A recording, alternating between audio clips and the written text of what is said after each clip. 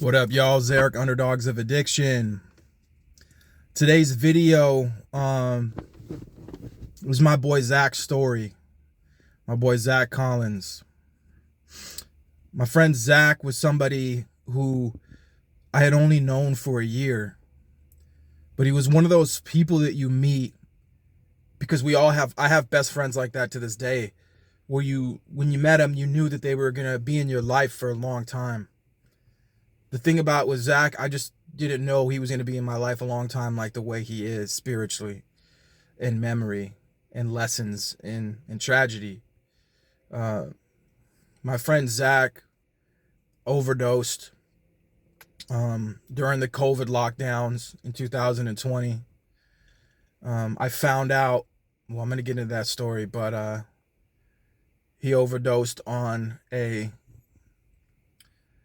mix of speedball. I believe there was fentanyl in the system, cocaine, Xanax, alcohol, meth, all kinds of stuff.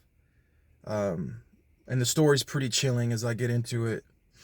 But let me just tell you more about Zach or who he was. I only got to know Zach in the party atmosphere. We both used to frequent this place called the Viking where I'm from.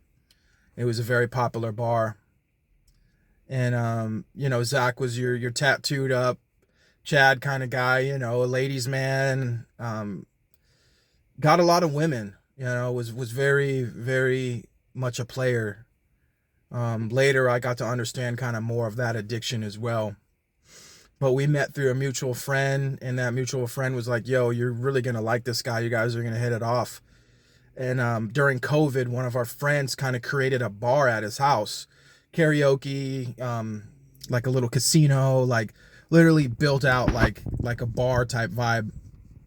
And, there was a group of us that would just pretty much hang out there every weekend because we had nothing else to do, and we were addicts and we were bingers and partiers. And, that's where I met Zach. And, my earliest memories with him were just getting tanked drunk and me and him being the last couple people awake, and us walking to the corner store to get cigarettes or more beer, and, us trying to like run to the store because it's a mile away, and him just like stopping midway being like, yo, I gotta quit smoking.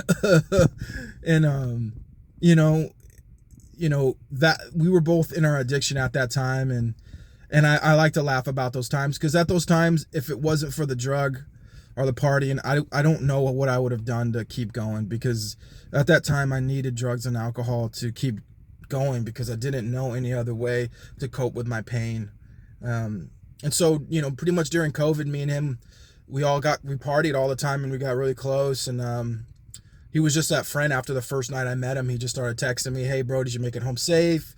Blah, blah, blah. He was just one of those people that always let you know that he was there and that he cared. He commented on your Facebook photos. And I was like, man, I think I got a new best friend, I knew one of my new best friends. And that's how I felt. We just had that instant connection. And we would stay up and we would sit on the porch and we would talk, and we would talk about just our childhoods, and we both bonded because we both had absent fathers, and talked about how that affected us. And he would put me onto a bunch of music. He was a big fan of Pantera, and that's what it was. But underneath the surface, I could tell that Zach was really struggling, and he would always mention to me never to do meth, and that he had warrants and felonies in all these different counties, and he owed a lot of money, and he was very scared and nervous about court and going to jail again, and like what his future held. He was someone who struggled a lot with heavy anxiety, and I could feel it on him. He was one of those people that you could feel his trauma, you could feel his energy. I knew something was wrong, but I didn't know the type of person I was dealing with, because we would just binge drink and do coke. But my friend Zach, I'm close with his mother, and his mom was like, no, he's been heavily abusing heroin and meth since he was 16 years old. And I came to find that he had a lot of childhood trauma. There was a lot of abuse, and certain things, just use your imagination. There was a lot of abuse that happened to him. That's just what it was. But he was a beautiful soul deep down. He had a laugh that you could never forget. He cared about people. He cared about his family. And even though he was a really bad alcoholic, he did his best to just try to be a good human being and show up for people. And in the brief time that I knew him, he made a huge impact on my life. And so that just carried on. Unfortunately, all we ever did together was party together. He was my party best friend, and that's just what it was. And I remember the last time I seen him, his car, he was always complaining because he didn't like his car. It was like a '06 Nissan Maxima, and it always broke down on him, and he needed a jump. And we had been on a binge for a while, and I got my cords out and I jumped his car, and we made some jokes, and I needed to go to bed because I was just really down bad. And I gave him a hug, and that was the last time I'd ever see him again.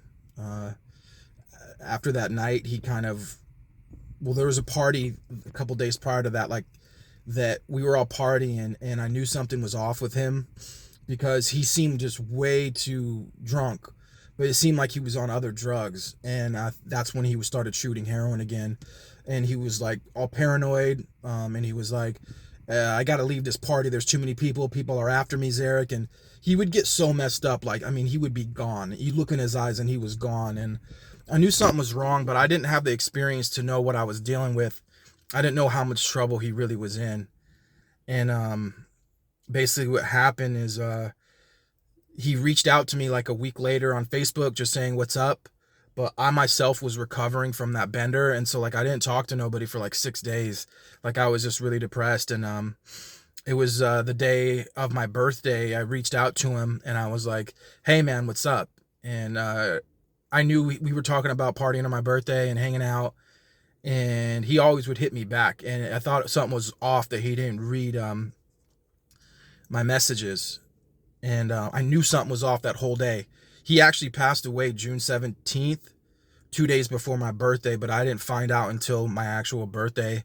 We were all hanging out, and something just felt off, and me and my friends went to a river, and I just didn't feel right. I didn't even want to drink, and I just went home. And I went home, and I got a text message from one of our best friends, and I found out the news, and I immediately obviously just started crying, and I was really emotional because that's someone who I just got really close to really quick, and I was looking forward to a friendship, and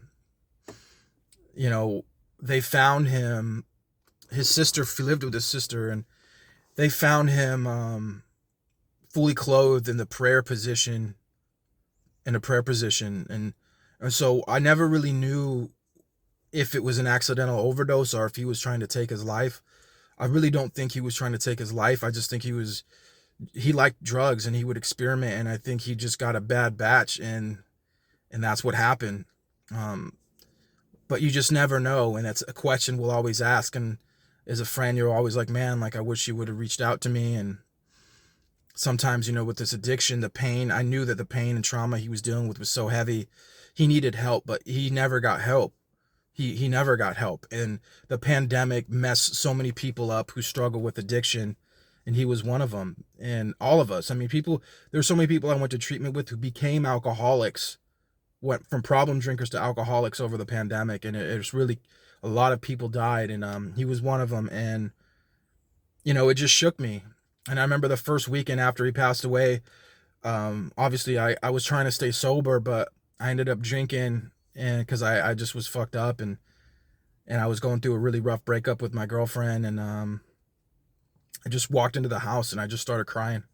I couldn't stop crying, and I was just calling his name. And I ended up staying up at that party house, and I'm sitting on the porch smoking a cigarette, and he always used to be the one who would sit on the porch with me. And I sat there one night and I just had a conversation with him, and it took me a long time to kind of get over that. And I'm in a much better place now. I talk to his sisters, his mom all the time, and I hope to maybe one day get his family on this page so they can share his story. But today I just wanted to share his story from my perspective. And my friend Zach's death inspired me to create a song called Lost in a High. And his death inspired me to get sober. I actually ended up getting sober after that for quite a long time.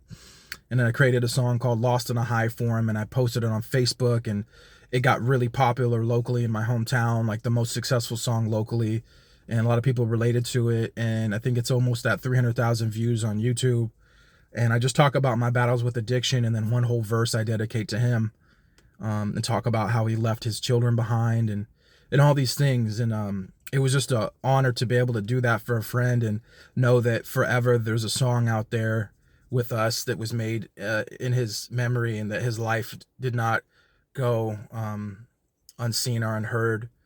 And to all the people who didn't know him, through that song, they're able to know him. And there's a beautiful thing about that. And seeing my friend Zach die, it really woke me up, and it changed my life, because I remember that one of the last times we hung out, he pulled me in the room and he was like, if you ever fucking try meth, I will fucking beat the shit out of you. And I would never try that before, because I was too scared to try anything. I hardly ever wanted to try coke, and that was like the hardest drug I ever tried. But he just really, he was always looking out for people. And I just made a promise to myself that I was going to figure this out. I had to go through a couple more years of struggling before I checked myself into treatment about a year and a half later. And I always wished that my friend Zach had the opportunity that I did, but I realized not everyone has the opportunities, and I knew I had to take advantage of it while it was here, because I know that he would have took advantage of it if he had the chances that I had. And so I always remember him, and I use him as motivation to keep on my path, and to see the pain that his mom's went through. And it's been a blessing to have a relationship with her, but like, it really helped motivate me, because I'm very close to my mother as well. And I didn't realize how bad it destroys families when they lose loved ones. And my friend Zach struggled with, he was a poly addict. He did anything that would get him numb. And yeah, that's all I wanted to say about this video. Rest in peace to my boy Zach. And I hope this video reached somebody, and inspired someone to change, or made someone feel like they're not alone. So take care, guys.